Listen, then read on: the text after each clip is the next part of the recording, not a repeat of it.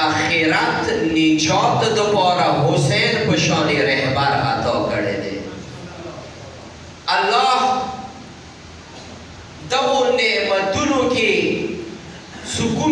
انسان تویر کړی دي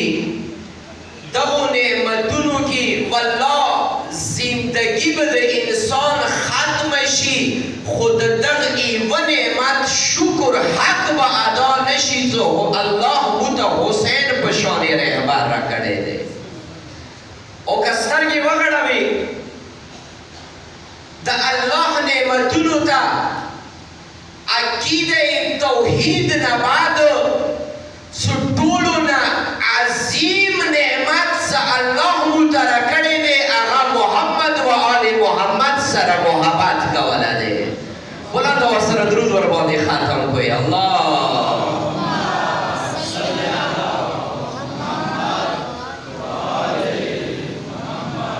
وعجل فرجهم عزتمنو زه همیشه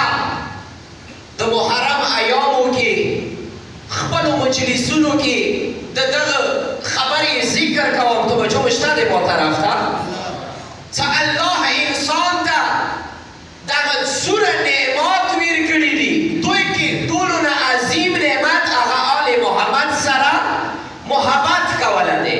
خو بیا دغو شیعو ته چې الله کوم نعمتونه ویر کړي دي دغه شیعه په کار دی خپل ځان باندې فخر وکړي الله تاته د هغه چا محبت عطا کړی دی چې چا سره الله تعالی زیات محبت کوي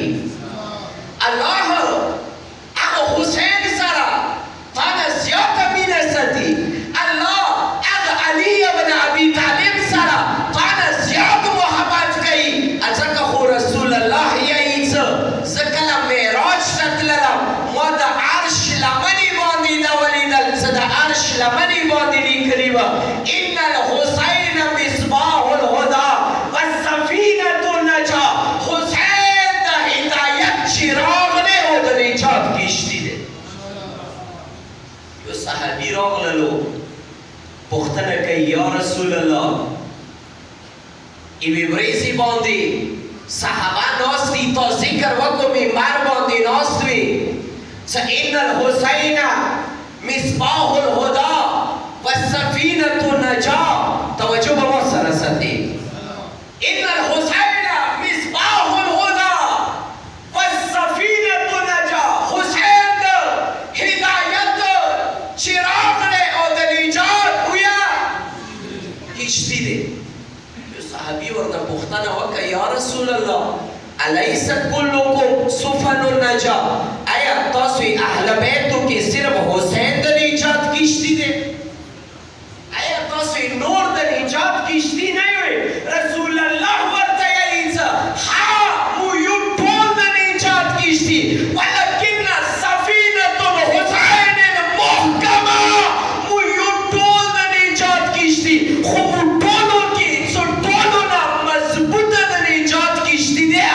حسین والا کشتی دی و ټولو کې څه مضبوطه کومه کشتی دی هغه د حسین کشتی دی عزتمنو دنیا کې که خلک د جهالت والا سمندر کې ډوب شوي دي ستړي خو نه وایي که نه دنیا کې خلک تیارو کې ډوب شوي وي دنیا کې کامیابي ورته پکار دی حسین د هدایت چراغ دی هم دنیا کې ورته کامیابي میلویدلی شي هم آخرت کې ورته کامیابي میلویدلی شي او د هغه حسین عزتمنو څه تاریخ اسلام کې د هدایت والا تاریخ کې د ټولو نه اول رهبر دی د ټولو نه اول امام دی د ټولو نه اول رهبر دی صدیق خپلې زندګۍ کې خپلو صحاباو ته شهادت نه مخکې خپل مقام ورته جنت کې ښیلی دی کله به مسلم ابن الله اکبر کسه توجه ورته وکړه کله به حبیب ابن مظاهر ته جنت کې خپل مقام وښیلو کله به خور ته جنت کې خپل مقام وښیلو هر یوه صحابي ته شهادت نه مخکې خپل مقام جنت کې ورته ښیلی دی عزتمنو ما و تا کربلا کې نه و خو د یوه عزادار څه کوم مقام دی که نه رسول الله دی یی سکلا دو حسین آزادار ایوه ستره واقعه دی فقط د ایوه وړه ټوکړه مو ورته راواخیستله سکلا هغه جبرائیل راغللو رسول الله ته یې د حسین شهادت خبر ورکړلو هغه وخت باندې رسول الله وویله ای اسمان د ایوه آزادار سو حسین مجلسونو کې شرکت کوي یو آزادار څه د حسین مجلسونو کې فریادونه کوي یو آزادار څه هغه د حسین مجلسونو کې ژړا کوي قیامت ورځې باندې به ډېر داسې خلک وي هغه به رب در کې حسرت کوي څه ربه ای کاش دغه مقام مو ته میلاوی کوم د حسین آزادارو ته میلاوی شوی دی کوم د حسین ماتمیانو ته مقام میلاو شوی دی ربه کاش دغه مقام مو ته میلاوی یو عالم د ایران والا هغه یې څه کستړي نه وي یو بلند اواز سره صلوات ختم کوي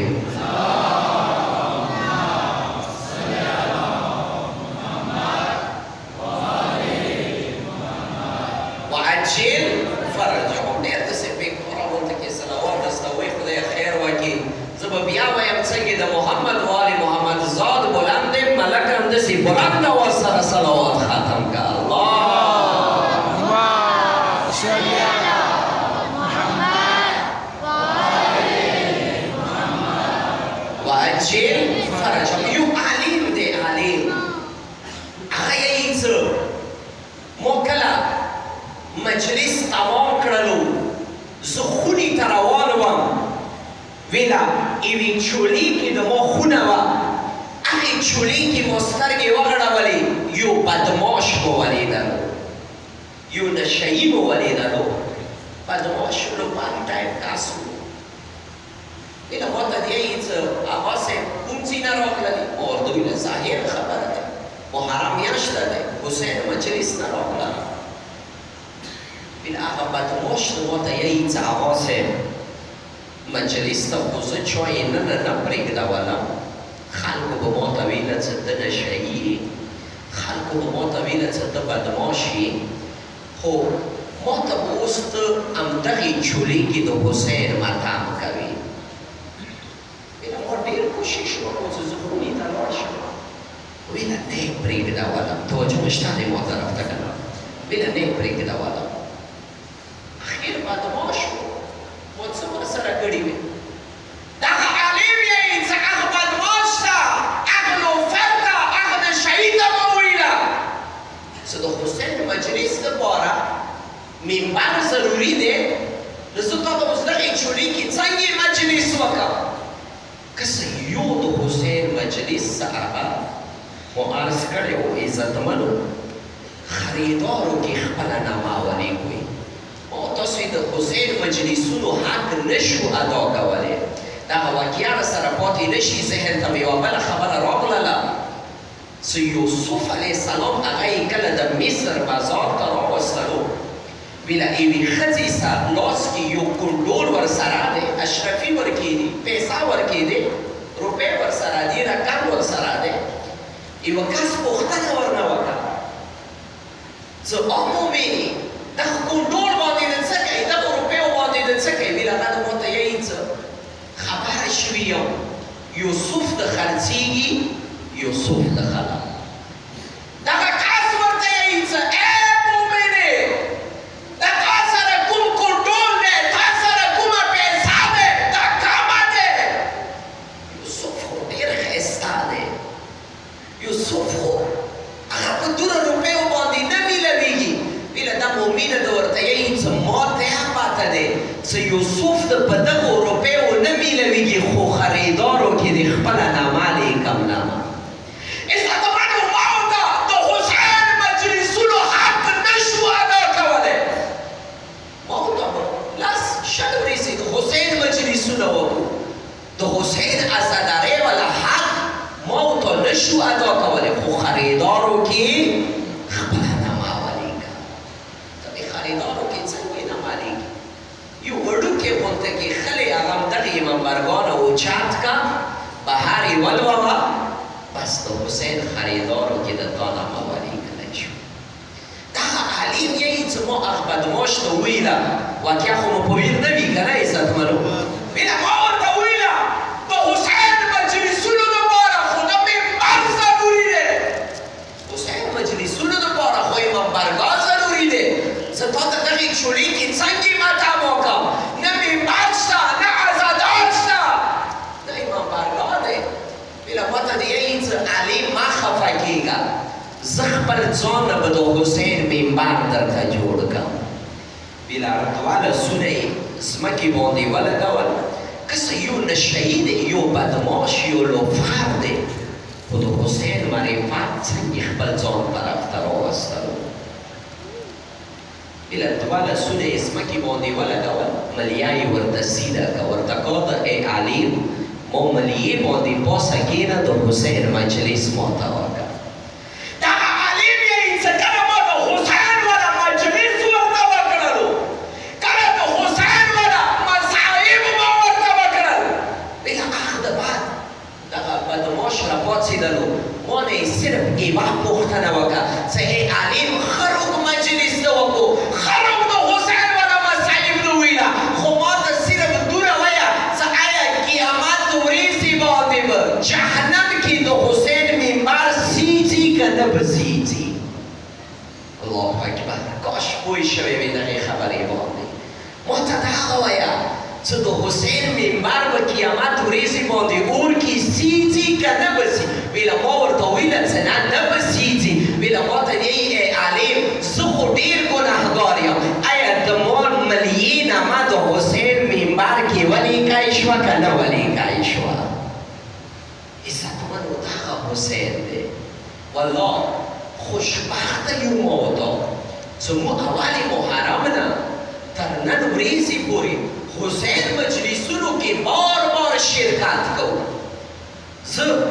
ما پر چینار یوه جلوس کې هم همدغه خبره کړې وه چې عزتمنو زه منم در سره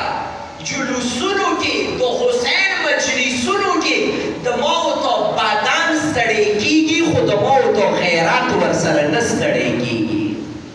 د حسین مجلسونو کې د ما ورته جسم به ستړی شي، د ما ورته جرأت ورسره نه ستړی کېږي. ما ورته د حسین مجلسونو نه ورځې نه بلې ورځې ته غیرت میلویږي. د حسین مجلسونو نه خلق د دنیا والا خلق ورسه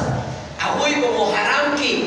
خپل دوکانونه خلاص کړي وي، هغوی به محرم کې خپل کاروبار خلاص کړي وي. د حسین مذهبیانو باندې داسې څه وشوه چې دوی خپل کاروبار بند کړلو، دوی خپل دوکانونه بند کړل، دوی خپله بیمارۍ ورته په ویر شوله، د حسین مجلسونو ته راغلل. ها د دنیا والا خلکو ته به بازار نه رزق میلویږي، حسین والو ته د حسین در نه رزق میلویږي. ته سترګې وغړوه، خلکو همدغه محرم کې عزتمنو څه نه وکړله. د تا همدې زینې والا کوهاټ والا توجه مې شته دی ما طرف ته؟ نه که رښتیا ستړي شوي بیا زیر او شر تکلیف د تا همدغه کوهاټ زینې والا یو مفتی رضوان نام نهاد یو مفتی دی، د لسم ورځې باندې هغه اعلان وکړلو، لسم ورځې باندې اعلان یې وکړلو چې څوک هم د لسم ورځې باندې نکاح کوي، یو خو به هغه ته نکاح مفرقي کوو، دویم به 5,000 انعام ورته ورکوو. والله یوه بچي والا کمنټس په پړوولو یو کم سین جوان دی، هغه ورته یایي چې ای مفتي تا د لسم ورځې باندې نکاح وکړلو، تا د لسم ورځې باندې خوشحالي منا وکړله، خو د لسم ورځې باندې دوې خیمې وې، یوه خیمه د حسین خیمه وه، یوه خیمه د یزید والا خیمه وه. د حسین خیمې کې غم و،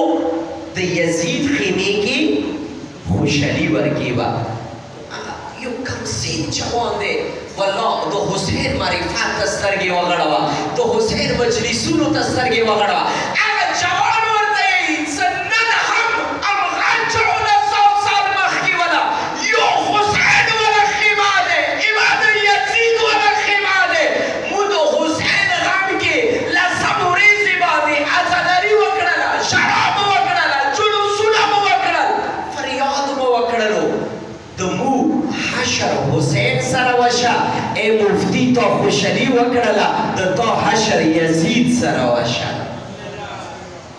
د تا حشر کسه د عزتمن روغ انسان هغه د لسم ورځې باندې داسې کار نشي کولی. هارون یوې ورځې باندې بهلول ته یې ای بهلول، توجه شته دی ما طرف ته، ورته یې ای بهلول داسې وکړه څه منډه بهر وځه چوک ته ما ته 40 داسې کسان راوله څه هغوی بې نکاحه دغې دنیا ته راغلي دي. توجه مو وکړله عزتمنو، منبر ته که دوست خیال ساتم ته پوه شولې ورباندې که نه، بې نکاحه څه پلار یې معلومه نه وي دغې دنیا ته راغلي وي. هارون څومره پورې ما مطالعه دی، هارون، رشید، بهلول مور طرفه دغه ترور زمن و. بهلول چونکې د اهل بیت والا معرفت یې لرلو، د اهل بیت والا مینه ورسره وه. د شپږم اووم اتم هغه امامانو دور کې وخت تېر کړی دی. هارون ورته یې ای بهلول کسه د خبره مه دې پورې وکړ څه چا سره د اهل بیتو مینه نشته، والله هغه نه زندګۍ کې بیا ښه کار امید مه ساته. هارون ورته یې بهلول لاړ شه 40 داسې کسان راوله څه هغوی بې نکاحه دغې دنیا ته راغلي وي، څه د هغوی پلار معلوم ویه نه وي. بهلول هارون په خپل ذهن کې همدغه ویله، څه بهلول مو امتحان کې واچولو، دا د اهل بیتو منونکی دی، لهذا اوس به بهر وځي غږونه به وکړي څه چوک بې نکاحه دغې دنیا ته راغلي دي، چا پلار معلوم نه دی، لهذا خلک به لګیا شي دي باندې به الې وکړي وبې وایي. خو هغه سره د اهل بیتو محبت ورسره بهلول ته ورته یې هارون 40 کسان ته پکار دي، راشه ما ته نیمه ګنټه ټیم راکړه زه درته 1000 کسان راولم. هغوی بې نکاحه دغې دنیا ته راغلي، د هغوی پلار معلوم نه وي. تا 40 کسانو نه ویله زه به 1000 کسان درته دربار ته راولم. ویله ووتلو د بغداد چوک ته، ویله بهلول اوچت اوچت آواز وکړئ څه چوک یوئ څه هغوی علي سره محبت نه لرئ. هغه کوم خلک دي چې هغوی علي سره محبت نشته، هغه کوم خلک دي چې هغوی اهل بیتو سره محبت نشته. هغوی راشوئ د هارون والا پارلیمنټ کې هارون سره ملاقات درته ایښی دی. هارون 40 کسانو نه ورته ویلي وو، 15 هلک صاحب 2000 کسان ورته راجمع شو. زموږ علي سره محبت نه ساتي. هارون څومره ویلي وو؟ حیدري عزتمنو، هارون ورته یې څه ای بهلول داسې وکړه بې نکاحه کسان 40 ما ته راغله. هارون د اهل بیتو معرفت لرلو، بغداد چوک کې ولاړ دی، اوازونه کوي چوک یوئ چې هغوی اهل بیتو سره محبت نه ساتي. یعنې څه 1500 کسان یې د هارون دربار ته راوستل. ویله نورو ته ویله چې تاسې بهر ولاړ شوئ، ما سره صرف 40 کسان یې ننه راوځئ. ویله هارون سترګې ورته وغړولې، که څه اوس یې هارون ته یوه اشاره ورکوله چې ته هم بې نکاحه دغې دنیا ته راغلی یې. هارون ورته یې ای بهلول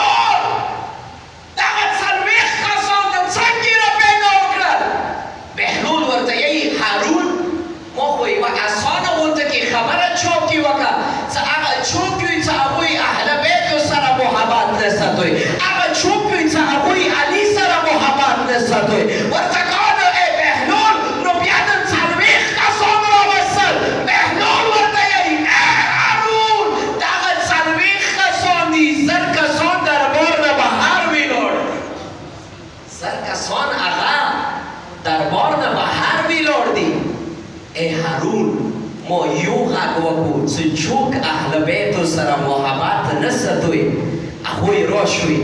ای هارون په سمدینه ته پاته ولګوه چې غواړې کله هم غواړې که نه څه بېنکاحه اولاد درته معلوم شي دغه زړه کې د اهل بیتو محبت مه کسه د هغوی زړه کې به بیا صلوات ختم کې بلند اواز سره الله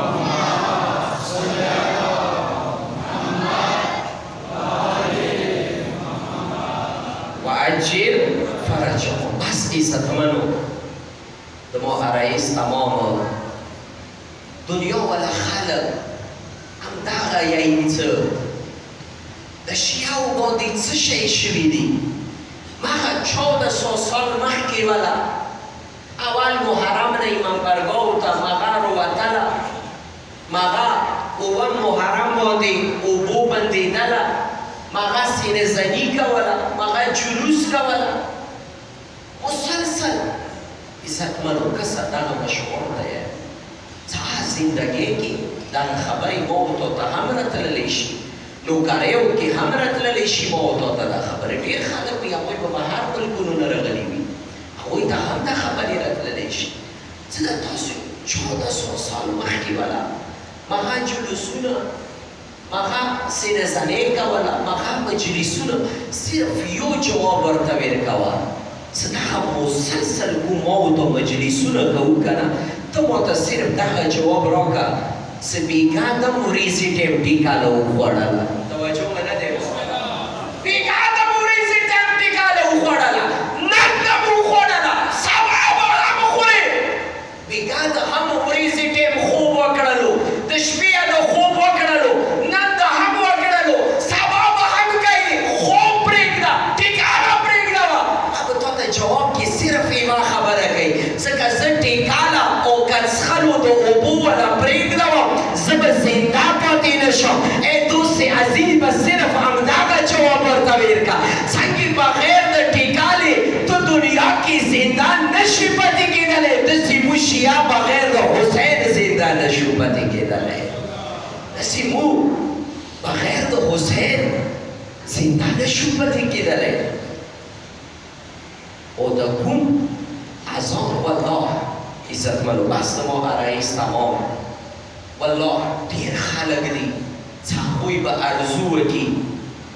صرف آخري خبره یو بلند اواز سره صلوات ختم کړئ محمد و آل محمد و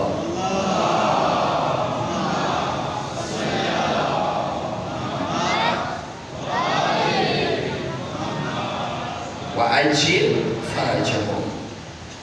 دا صرف آخري خبره عزتمنو دغه کوم د حسین مجلسونه مو تاسې واورېدل کوشش به مو د خپل وجود کې همدغه کوو چې دغه حسین مجلسونه اول محرم نه ونیسه تر نن ورځې پورې سینه زنې کوله ژړا کوله یوه امام نه پوښتنه وشوله شاید خدای به ګناهګار څه ای امام موږ ته به څنګه پته لګېږي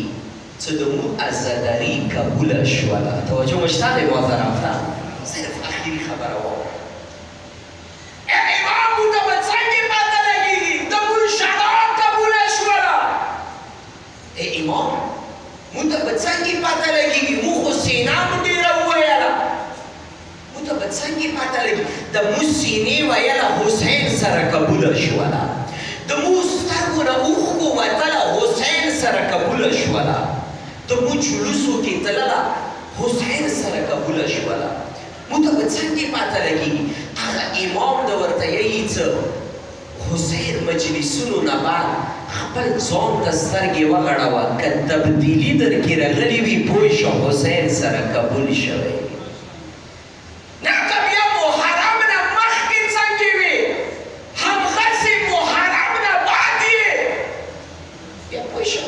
سره د تا ژړا قبوله نه دی شوي حسین سره بیا د تا عزاداري قبوله نه دی شوي عزتمنو کسه کوشش به ما ورته همدغه کړو حسین مجلسونو نه پکار دی دا یو دوه شیان خو ما ورته راواخلو څه یو د د ظلم په خلاف آواز اوچتوله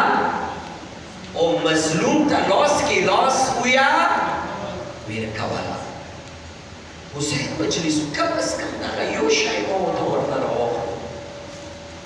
چېرته ظلم کېږي پکار دی ته یې آواز اوچت کړي. د خونې کې غلی قرار کېنني، هم بېشکه ما ورته کوهاټ ته نشو تللی، ما ورته هنګو ته نشو تللی، کم از کم همدغو ریسانو کې ته د ظلم په خلاف آواز اوچت کړي. دویم شی څه هغه ما نوټ کړی دی، همدغه کلي کې خفه بیا نه کېږو یاره نه، تاسو یې خفه شوئ او خوشحال شوئ. زه به دغه وایم چې ته د ما صفات نه، خو د چا منبر باندې ناست یم د دغه حق ادا کوم، دغه پورې نه بیا ډېر شرمېږم. عزتمنو یو شی بل کسه یزید صرف د یوه کس نامه نه وه، توجه مې شته دی ما طرف ته، اخري خبرې کوم بس نو رئیس صاحب. یزید صرف د یوه کس نامه نه وه، یزید د یوه سیسټم نامه وه. حسین یزید سره څه ذاتي دشمني نه وه، خو یزید څه کوم څه شروع کړي وه، حسین د هغه په خلاف پاڅېدلو. ما ورته هم کلي کې سترګې غړوو، ځینې ځوانان د ما ورته همدغه کلي والا داسې دي چې هغه ورو ورو په بدو لیارو باندې روان دي. پکار دی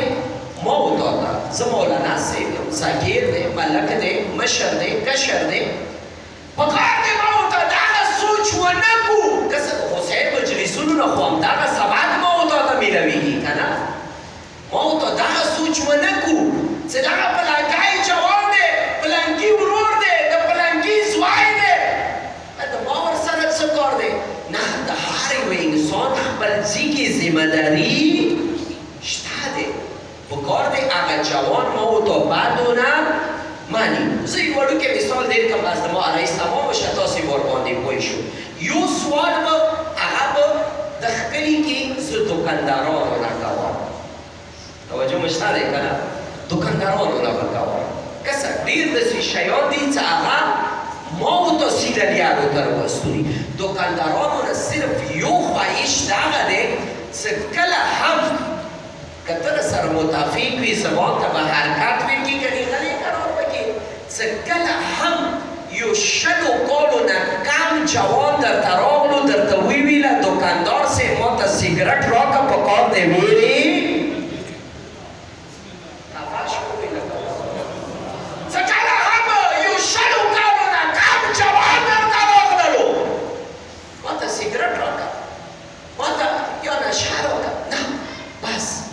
عزتمنو پکار دی هغه ته دغه شعر ما ورته نه ویلو. حسین مجلسونو نه خو همدغه ما ورته ته سبق میلوېږي. بس دی عزتمنو، تاسو یقینا د حسین مجلسونه واورېدل. الله دغه دعا کوو پروردګاره صحیح معنو کې مو د حسین عزادارو شمار وګرځول کړي. ذکیر دپاره او د ډاکټر صاحب مور روح ته ثواب هدیه او پیشکي ورسولو دپاره عزتمنو تاریخ دلیږي څه یوې ورځې باندې ډېر مختصر درته یایم څه ته مصاحبو باندې پوه شي چې دغه چوک وه. رسول الله خونې ته د یهودیانو والا یو ټولۍ راغلو، ورته ویله یا رسول الله د مو خونې کې واده بندوبست دی، د واده پروګرام دی، لحاظه مو خواهش دی چې ورمنه زهرا تا لور د مو واده ته شرکت وکړي. د یهودیانو ذهن کې دغه خبره وه چې رسول الله سره دولت نشته، پیسه ورسره نشته، ورمنه زهرا به مو واده ته راشي، زړې جامې بیچولې وي، هغه الفاظ د مو زبان باندې نه راځي. د واده ورځې نږدې شولې،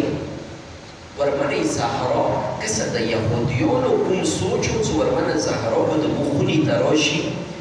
زړې جامې به یې چولې وي، موږ به ټولو نوې جامې چولې وي، ورمنه زهرا چې مو خونې ته راشي نه هغه به خیجله شي، شرمنده به شي.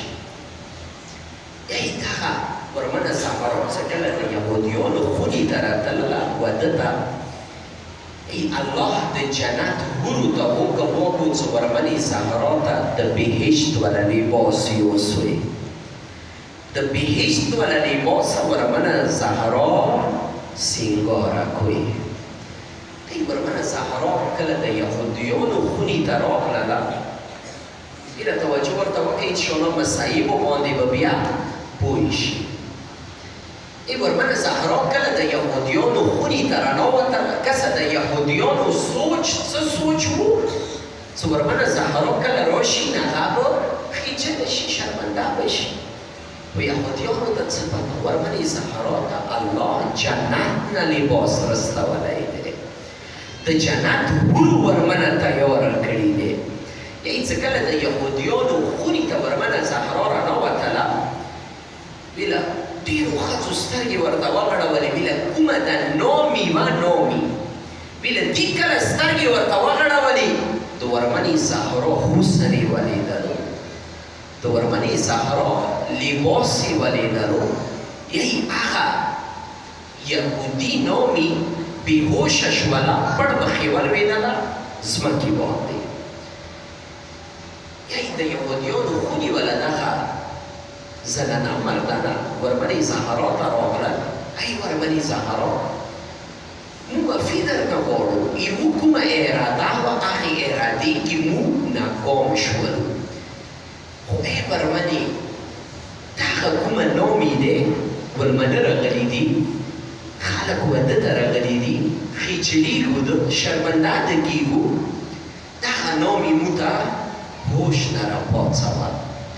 ورمنې زهرا نامي سر باندې لاس تېر کړلو، نامي راپاڅېدله. یهودیانو دغه نامي ورمنې زهرا ته وینځېتوب کې ویر کړله. ورمنې زهرا خونې ته چې کله دا نامي راغلله، مسلمانه شوله، ورمنې زهرا دغې نامي باندې بیا د حبیبه نامه کېږدوله. حبیبه څوک وه؟ وش اوس درته پته ولګېدله. تاریخ درېږي چې حبیبه وخت تېرېږي چې یوې ورځې باندې کوفې نه ورپسې رشته راغلله، بس صرف دوه ټکیه ته ورباندې پوه شي.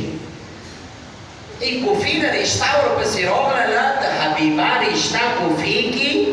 وشوله. عزتمنو وخت تېرېدلو چې یو وخت داسې راغللو چې د کوفې وله ښځې پاس بامو ته راوختلې. دغه کوم وخت و چې کله د عباس غیرتمنه خور د کوفې بازارو ته راغلله. خوان سره یې واوره، طاقت مې نشته، صرف دوه درې ټکیه مسایب. چې کله د حسین دغه لوټلې کاروان کوفې ته راغللو که نه، والله کوفې بازارو کې به غږونه کېدل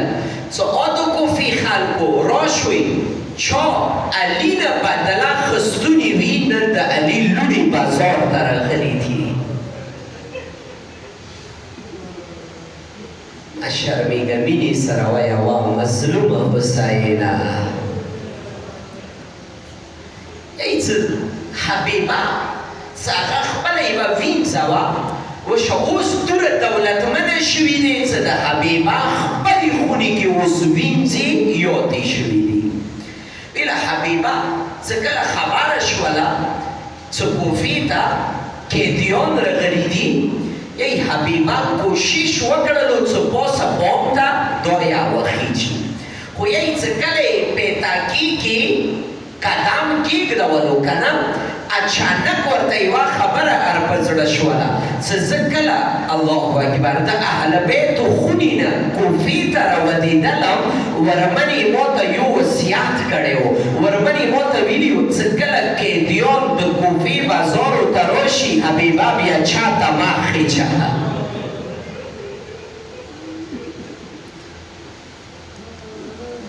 الله اکبر ویلا حبیبا ایو شکاره کې ایو پیټور کې څو خرما واچول اوبو ګیلاسونه ورسره کېږدول څو روپۍ ورسره کېږدولې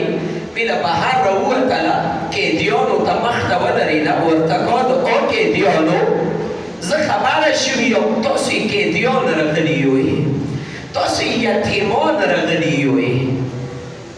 د ما خواهش دغه دی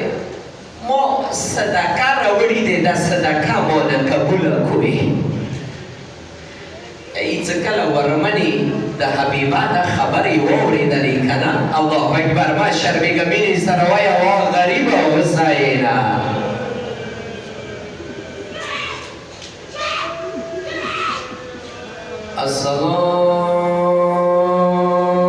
السلام علیک یا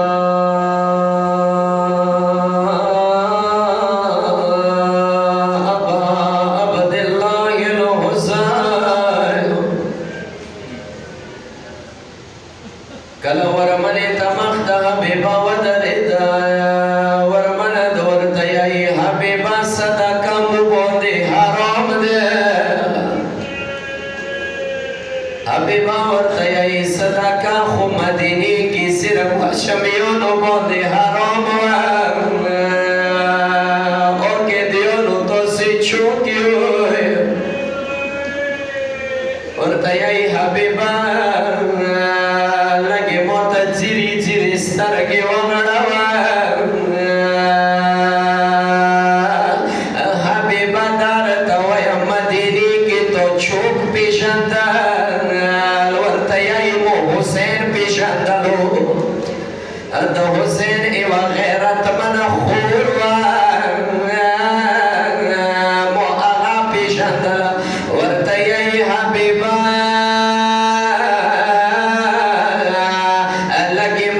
سترګې وغړوه زه د تا ورمنه زینب یم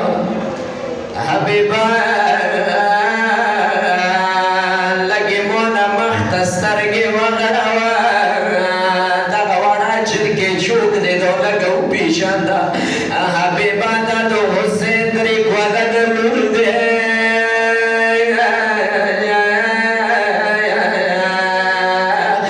حبیبه ورته یایي ورمنې نه ته د ما ورمنه نه یې